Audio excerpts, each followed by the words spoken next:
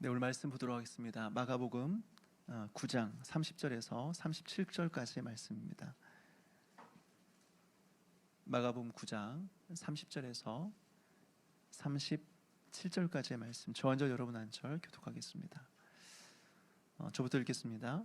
그곳을 떠나 갈릴리 가운데로 지날새 예수께서 아무에게도 알리고자 아니하시니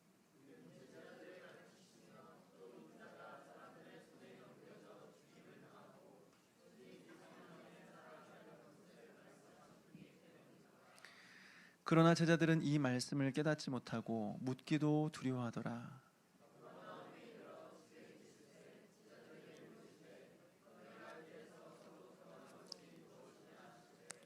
그들이 잠잠하니 이는 길에서 서로 누가 크냐 하고 쟁론하였음이라.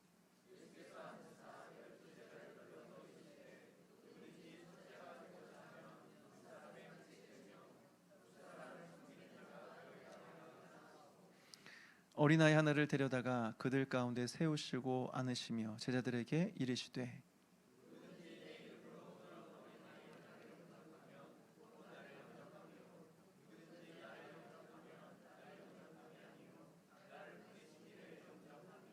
아멘. 기도하시겠습니다.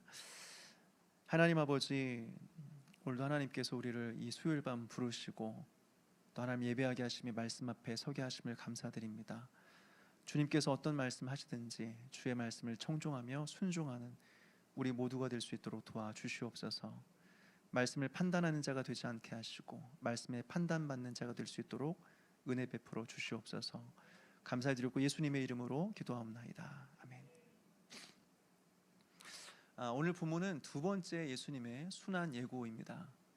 예수님께서 제자들에게 자신이 십자가에 죽으실 것과 또 이후에 3일 만에 부활하실 것에 대해서 3번을 예고하시는데 오늘 바로 두 번째 예수님의 그 예고 말씀입니다. 사실 예수님은 제자들과 함께 사역하면서 처음부터 자신의 죽음과 또 부활에 대해서 공개적으로 말씀하지는 않으셨어요. 그 사실을 숨기셨습니다. 왜 그러셨을까요?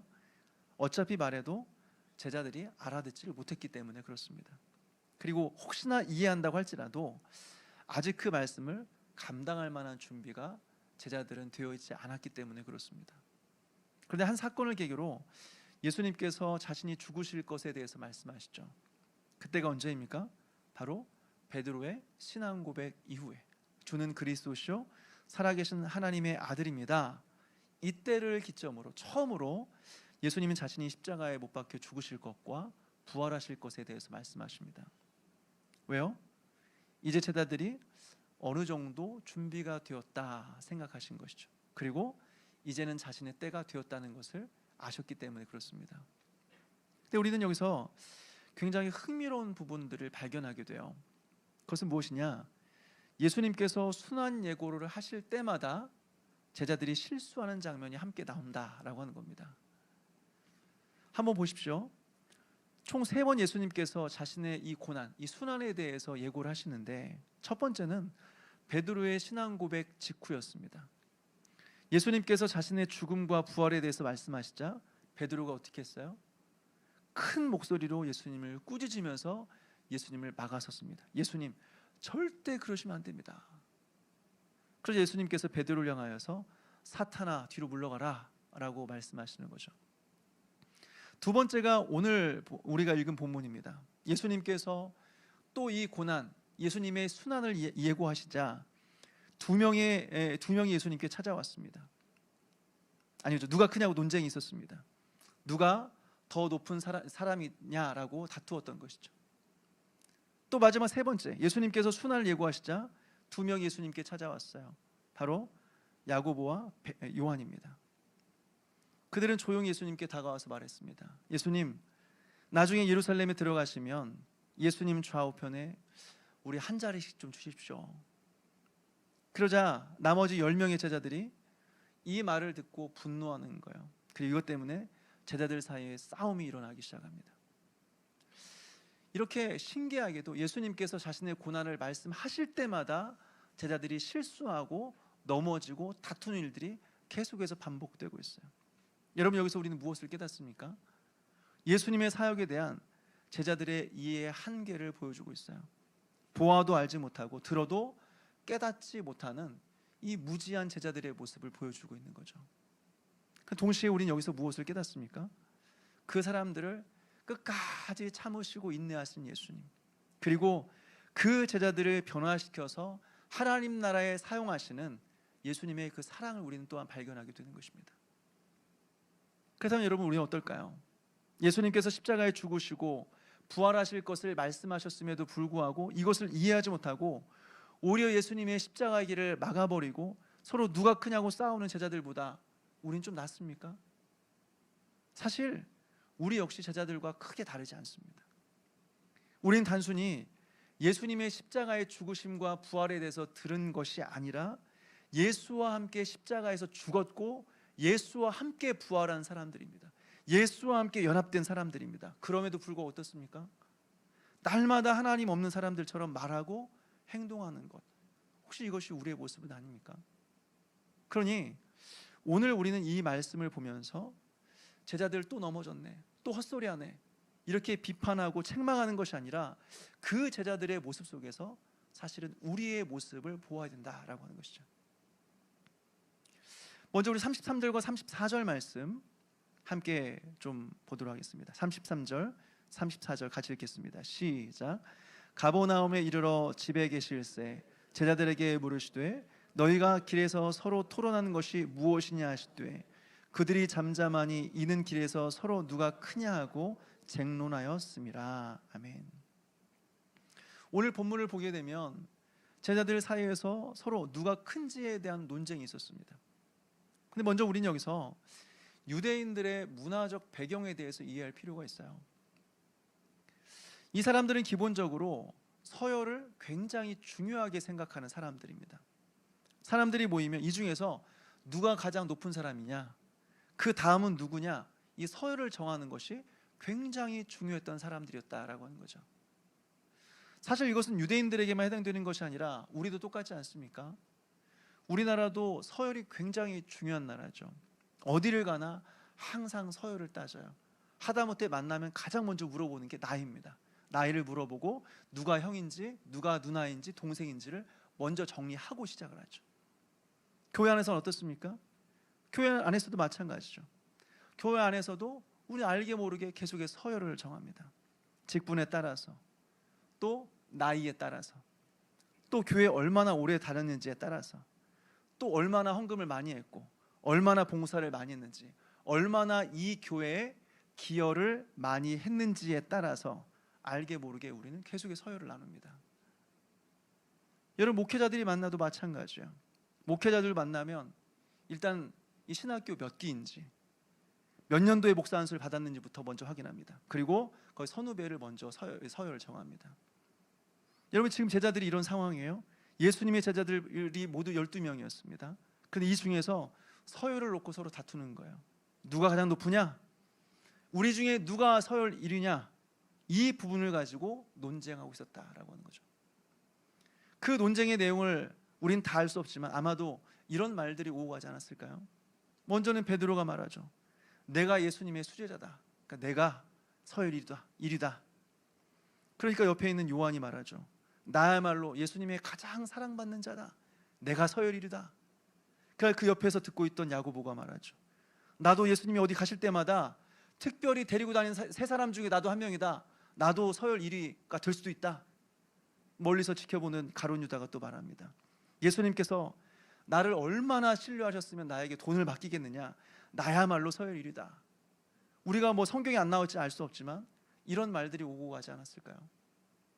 여러분, 오늘 예수님은 이것에 대해서 뭐라고 말씀하십니까? 우리 35절 말씀을 같이 한번 읽겠습니다. 35절 시작. 예수께서 앉으사 12제자를 불러서 이르시되 누구든지 첫째가 되고자 하면 무사람의 끝이 되며 무사람을 섬기는 자가 되어야 하리라 하시고. 아멘. 예수님은 이 제자들의 질문과 생각을 완전히 뒤집으셨어요.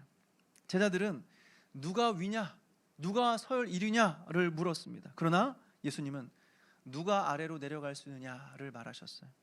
제자들은 누가 섬김을 받을 만한 사람이냐라고 생각했어요. 근데 예수님은 누가 섬기는 사람이 될 것이냐라고 말하고 있는 거죠. 그러니까 오늘 본문의 핵심은 이것입니다. 진짜 큰 사람은 높은 자리에 앉은 사람이 아니라는 것입니다. 진짜 큰 사람은 예수님처럼 낮아져서 섬기는 사람이다. 섬기는 사람이 큰 사람이다 라고 말하는 거죠. 우리 오늘 예수님의 이 말씀을 통해서 세 가지 정도 좀 중요한 사실을 깨닫게 되는데요. 첫째로 개인적인 체험도 우리 자신의 자랑이 될 수도 있다라고 하는 것입니다. 보십시오. 제자들이 서로 누가 크냐고 논쟁하기 직전에 어떤 일들이 있었죠? 바로 3명의 제자들이 변화산 위에서 변형되신 예수님을 보는, 체험하는 일이 있었습니다. 그리고 이후에 산 아래 내려왔을 때 나머지 9명의 제자들이 귀신 들린 그 아이를 치유하지 못하고 있는 장면이 또 이어서 나와요. 그렇다면 이후에 이 제자들이 모였을 때 어떤 분위기였을까요? 변화산에서 예수님의 변형된 모습을 본 베드로와 야고보와 요한은 매우 은혜가 충만했겠죠. 반면에 귀신 들린 아이를 치유하지 못한 나머지 9명의 제자들은 어땠을까요? 아마 기죽어 있었을 겁니다. 그러니까 변화산 체험하고 돌아온 이 3명의 마음에 무슨 생각이 들었을까요? 우리가 이 9명보다는 낫다. 우리가 나머지 제자들보다 좀 특별하다. 우리가 더 영적이고 훨씬 더 능력 있는 사람이다. 이런 생각이 들지 않았을까요? 그래서 9명의 제자들에게 한마디 했을 수 있습니다. 아니, 9명이나 모였는데 이 문제 하나 처리하지 못해? 너희들 예전에 했었잖아. 너희들 요즘에 기도 안 하니? 영적 침체야? 아니, 어떻게 이렇게 해서 예수님 따르려고 해? 아니, 왜 이렇게 능력도 없고 그래? 그러면서 자신들의 변화산 사건의 체험을 우월하게 생각하며 자랑하지 않았을까요? 그리고 그것이 자연스럽게 서열 싸움으로 이어지지 않았겠습니까? 그러니까 여러분, 우리가 기억해야 될 사실이 있어요. 체험이라고 하는 것은 우리가 다른 사람보다 우월하기 때문에 주어지는 것이 아니다라고 하는 것입니다. 그 체험이 아니면 우리가 제대로 살 수 없기 때문에, 우리의 믿음이 유지될 수가 없기 때문에, 우리의 연약한 믿음을 위해서 하나님께서 우리에게 체험을 주셨다라고 하는 것입니다. 그래서 여러분, 체험은 자랑하는 게 아니에요. 오히려 감사해야 되는 것입니다. 그리고 더 겸손해져야 될 이유가 되는 것이죠. 무엇보다 이 체험과 기적이라고 하는 것은 그 자체가 목적이 아니에요. 우리가 기적을 경험하는 게 우리의 신앙의 목표가 될 수는 없어요. 항상 기적과 체험은 그 다음을 위한 것입니다. 무엇이냐? 사도행전을 보십시오. 사도행전의 첫 번째 기적이 바로 성전 미문 앞에 앉아 있었던 안진뱅이가 일어나는 사건이었습니다. 그런데 바로 이어서 어떤 일이 일어날까요? 그 기적 때문에 수많은 사람들이 몰려들기 시작했습니다. 그리고 모인 사람들을 향해서 베드로가 설교하자, 예수 그리스도를 전하자 3,000명의 성도들이 그 자리에서 회심하는 일들이 있었습니다. 기적은 바로 이런 거예요. 사람들로 하여금 주목하게 만드는 것입니다. 그리고 하나님의 말씀을 들을 준비를 시키는 것입니다. 그리고 그 말씀을 듣고 깨닫게 만드는 것이에요. 여러분, 체험도 마찬가지예요. 체험을 했다. 아, 좋다. 나는 다른 사람들과 특별한 사람인가 보다. 이게 아니라는 것입니다. 그 다음으로 가야 돼요. 그 다음 순서인 하나님의 말씀으로 돌아와야 되는 것입니다. 이것을 위해서 하나님께서 우리에게 체험을 주시고 기적을 주셨다라고 하는 것입니다. 말씀을 들으라고요. 이제 귀를 열고 집중해서 말씀에 집중하라고요. 그렇지 않고 체험과 기적 자체를 쫓아다니게 되면 우리는 반드시 길을 잃어버려요. 반드시 말씀에서 빗나가게 되어 있다라고 하는 것입니다. 그러면 여러분, 진짜 성숙한 사람은 체험을 자랑하는 사람이 아니에요. 체험 이후에 더욱 말씀 앞에 겸손히 서는 사람들입니다. 은혜를 받았기 때문에 더 높아지는 것이 아니라 더 낮아지는 것입니다. 하나님께 나를 만나셨기 때문에 이제는 더 섬기는 사람입니다. 이러한 사람이 진짜 큰 사람이다 라고 하는 거죠. 둘째로, 우리는 그리스도의 고난에 참여해야 된다라는 사실을 가르쳐주고 있습니다. 오늘 본문을 보십시오. 제자들이 결국 서열 싸움하는 궁극적인 목적이 무엇이냐? 다른 것이 아니에요. 예수님께서 곧 예루살렘에 들어가실 것이고, 그러면 예수님께서 로마의 군대를 다 물리치시고 이스라엘의 높은 자리에 오르실 것이다. 제자들이 그렇게 생각했기 때문에 그렇습니다. 그러면 그 다음 중요한 문제가 무엇입니까? 누가 그 예수님의 옆자리에 앉을 것이냐라고 하는 거죠. 여러분 한번 생각해 보십시오. 제자들은 3년간 예수님을 따르면서 똑같이 고생했습니다. 그런데 간단히 생각해 봐도 예수님 옆에서 12명이 똑같은 자리에 차지할 수는 없잖아요. 간단히 생각해 봐도 누구는 장관이고 누구는 차관하고 뭐 이렇게 서열이 나누어지지 않겠습니까? 그러면 높은 자리에 앉지 못한 사람 얼마나 마음이 상하겠어요? 얼마나 서운하겠어요? 그러니까 먼저 자기들끼리 그 순서를 정하고 싶은 것이죠. 근데 우리가 주목해야 될 것은 이것입니다. 예수님께서 예루살렘에 올라가시는 목적이 뭐냐? 이스라엘의 왕이 되시기 위함입니까? 정치적인 왕이 되어서 로마를 물리치고 유대를 이스라엘 독립시키려고 하는 것입니까? 아니에요. 죽으시기 위함이에요. 십자가 위에 오르시기 위함이에요. 즉 섬기시기 위함이에요. 예수님께는 여러 차례 이 부분을 말씀하셨지만 제자들은 무슨 말인지를 못 알아들었습니다. 아무리 말씀하셨지만 그 말이 어떤 말인지를 이해를 못했습니다. 제자들은 예수님의 십자가를 생각하면서 그분을 따라야 됐는데 예수님 때문에 받을 영광만 생각하면서 흥분하고 때로는 자기들끼리 싸우면서 예수님을 따라가고 있었다라고 하는 거죠. 여러분 혹시 오늘날 우리의 모습이 이러지 않습니까? 예수님을 따라가면서 영광은 얻고 싶어요. 열심히 신앙생활하고 교회를 섬기면서 그래서 내가 받게 되는 보상은 도대체 뭐냐를 계산하죠. 30년 40년 신앙생활한 대가로 결국 나는 무엇을 받을 것이냐 이 계산만 하고 있는 것입니다. 그리고 그런 결과 그런 보상이 없으면 하나님께 항의하죠. 원망하죠. 하나님 도대체 내가 뭘 잘못했습니까? 아니 이만큼 했으면 됐지, 이만큼 헌신했으면 됐지, 얼마나 내가 더 해야 됩니까? 이렇게 우리는 예수님을 믿는다고 하면서도 많은 사람들은 예수님의 고난에 참여하며 십자가의 길을 걸어가려고 하기보다는 꽃길만 걸어가고 싶어하는 마음이 우리 가운데 있다라고 하는 것이죠.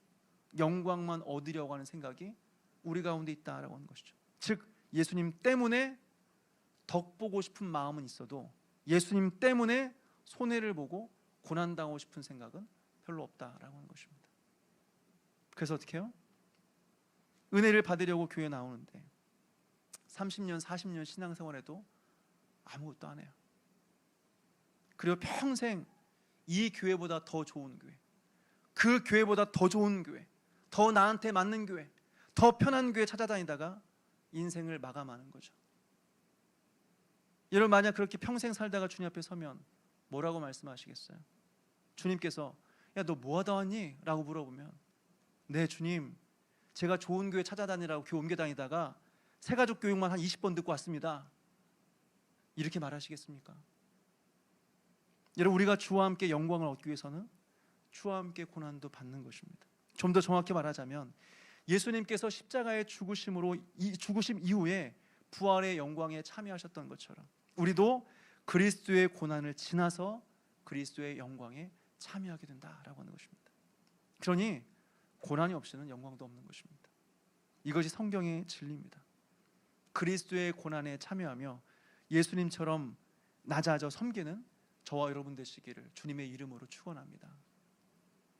셋째로 우리가 소망해야 될 것은 이 땅이 아니라 하늘에 있다라고 하는 것입니다. 한번 생각해 보십시오.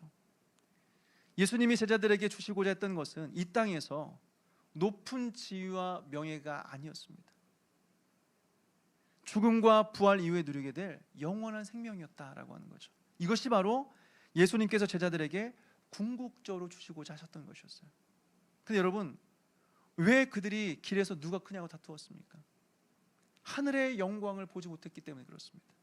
영원한 하나님의 나라를 보지 못하고 이 땅의 영광과 이 땅의 지위와 이 땅의 자리만 바라보았기 때문에 그렇습니다. 오늘날도 많은 사람들은 착각해요. 그리고 교회마다 거짓 복음을 선포합니다.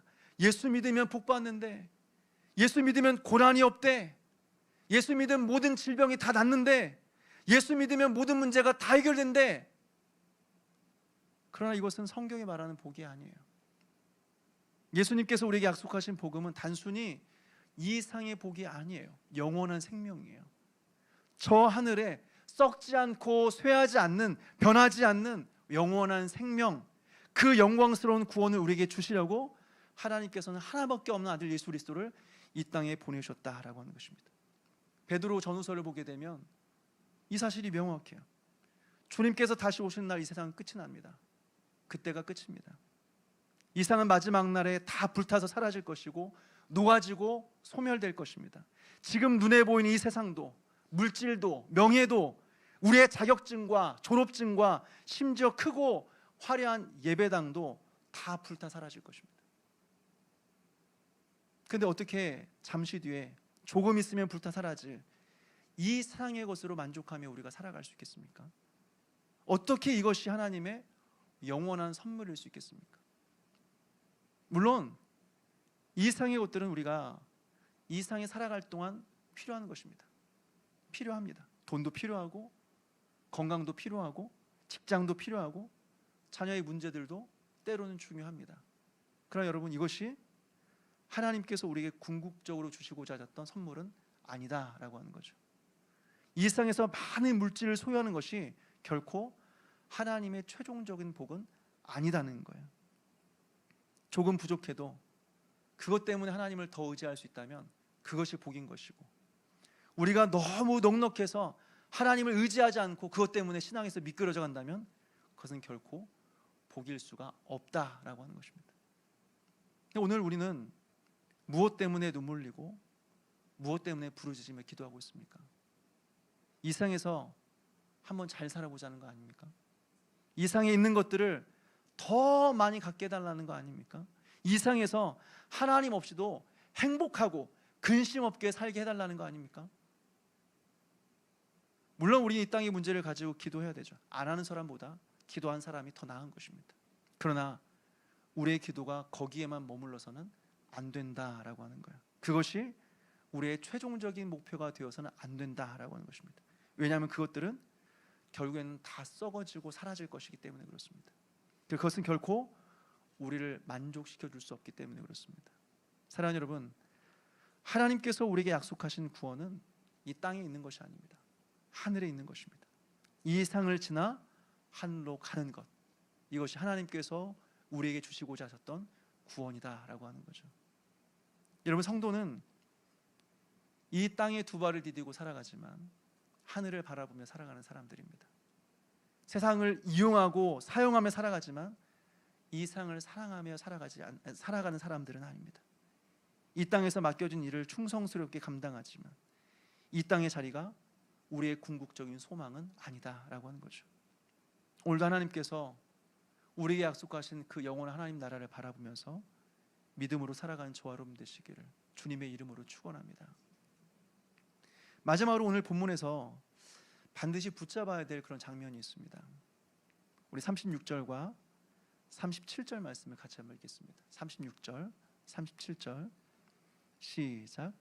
어린아이 하나를 데려다가 그들 가운데 세우시고 안으시며 제자들에게 이르시되 누구든지 내 이름으로 이런 어린아이 하나를 영접하면 곧 나를 영접함이요 누구든지 나를 영접하면 나를 영접함이 아니요 나를 보내신 이를 영접함이니라. 여러분, 예수님께서 이 제자들의 논쟁 앞에서 무엇을 하셨습니까? 예수님은 제자들의 논쟁을 해결해 주시고자 제자들 가운데 가장 훌륭한 사람을 세우지 않았습니다. 가장 능력 있는 사람을 세우지 않았습니다. 제자들 중에서 가장 영향력 있는 사람을 세우지 않았습니다. 예수님은 어린아이 하나를 데려다가 그들 가운데 세우셨어요. 왜요? 당시 어린아이는 오늘날처럼 귀하게 여겨지는 그런 존재가 아니었습니다. 힘이 없는 존재였어요. 사회적 지위가 없는 존재였습니다. 우리의 친절에 아무런 보상을 해줄 수 없는 무능한 존재였습니다. 여러분, 어린아이를 영접한다는 것은 어떤 의미일까요? 나에게 아무런 유익을 줄 수 없는 사람, 그런 사람을 주님의 이름으로 받아들이라는 거죠. 나를 높여줄 수 없는 그 사람을 품으라는 것이죠. 나에게 유익을 줄 수 없는 그 사람을 섬기라는 것입니다. 이것이 예수님께서 말씀하시는 어린아이를 영접한다라는 의미죠. 그리고 이것이 진짜 큰 사람의 모습이다라고 하는 것입니다. 오늘 제자들은 높은 사람 옆에 서려고 했습니다. 그러나 예수님은 낮은 사람 곁에 서라라고 말씀하시는 것입니다. 제자들은 자신을 높여줄 사람을 찾고 있었습니다. 그러나 예수님은 아무것도 갚을 수 없는 작은 자를 영접하라고 말씀하십니다. 제자들은 누가 큰 사람이냐 묻고 있었습니다. 그러나 예수님은 작은 자를 품는 사람이 큰 사람이다라고 말씀하고 있는 것이죠. 이 말씀은 오늘 우리에게 실제적인 이 적용을 줍니다. 교회 안에서는 우리는 누구를 더 귀하게 여기고 있습니까? 나에게 도움이 된 사람입니까? 아니면 나를 인정해 주는 사람입니까? 그럼 오늘 예수님은 작은 자를 영접해라 말씀하고 있습니다. 교회 안에 새로 나온 사람, 아직 신앙이 연약하고 어린 사람, 서툰 사람들, 나와 맞지 않은 사람들, 돌봄이 필요한 사람들, 관심을 아무리 가져도 나에게 별 유익이 없어 보이는 사람들, 이러한 사람들을 섬기는 것이 진짜 큰 사람이다라고 하는 거죠. 그런 사람을 주님의 이름으로 영접하는 것이 곧 예수님을 영접하는 것이다라고 하는 것입니다. 여러분, 이것이 섬김이에요. 이것이 낮아짐이에요. 이것이 하나님 나라에서의 큰 사람의 모습입니다. 그러므로 여러분, 우리는 높은 자리에 올라가려고만 하지 말아야 돼요. 오히려 작은 자를 찾아가야 되는 것입니다. 나를 높여줄 사람만 가까이 하지 말고 내가 섬겨야 될 사람을 가까이 해야 되는 거예요. 왜요? 예수님께서 그렇게 사셨기 때문에 그렇습니다. 예수님은 우리를 영접했어요. 우리는 하나님께 아무것도 갚을 수 있는 사람이 아니에요. 우린 연약하고 죄 많고 무가치한 사람들이죠. 그런데 예수님은 그런 우리를 품어주신 거예요. 우리를 위해서 낮아지셨고 우리를 위해 십자가에 지신 것입니다. 그러므로 우리가 작은 자를 영접하는 것은 단순한 친절이 아니에요. 복음을 살아내는 것입니다. 예수님께 받은 은혜를 흘려보내는 삶이다라고 하는 거죠. 말씀을 맺습니다. 사랑하는 여러분, 오늘 제자들은 누가 큰 사람이냐라는 이 문제를 가지고 서로 다투고 있습니다. 그러나 예수님은 전혀 다른 이야기를 하고 있어요. 첫째가 되고자 하는 자는 끝이 되어야 된다. 높아지려고 하는 자는 섬기는 자가 되어야 된다 말하고 있습니다. 그리고 어린아이 하나를 세우시면서 말씀하십니다. 작은 자를 주님의 이름으로 영접하는 사람이 진짜 하늘나라에서의 큰 사람이다. 왜 그렇습니까? 예수님 자신이 그렇게 사셨기 때문이죠. 예수님은 가장 높으신 분이셨습니다. 그러나 가장 낮은 자리로 내려오셨습니다. 예수님은 섬김을 받으러 오신 분이 아니었습니다. 섬기러 오셨습니다. 그리고 많은 사람들을 대신하여서 자신의 목숨을 대속물로 내어주셨다라고 하는 거죠. 그러므로 성도의 위대함은 얼마나 높은 자리에 있는가 이것이 아닙니다. 얼마나 많은 체험을 했는가 이것도 아닙니다. 얼마나 많은 것을 소유했는가 이것도 아닙니다. 얼마나 많은 사람에게 인정받고 있는가 이것도 아닙니다. 성도의 위대함은 얼마나 예수 그리스도를 닮아가고 있는가, 그래서 얼마나 예수님을 닮아서 낮아져 가고 있는가, 그리고 얼마나 예수님을 닮아서 섬김의 자리에 섬기고 있는가 이것입니다. 그러므로 우리는 체험보다 말씀을 붙들었으면 좋겠습니다. 영광보다 십자가를 붙들 수 있었으면 좋겠습니다. 이 세상보다 하나님의 나라를 바라볼 수 있었으면 좋겠습니다. 그리고 높은 자리를 탐하는 것이 아니라 낮은 자리에서 섬기며 살아가는 그런 저와 여러분 되시기를 주님의 이름으로 축원합니다.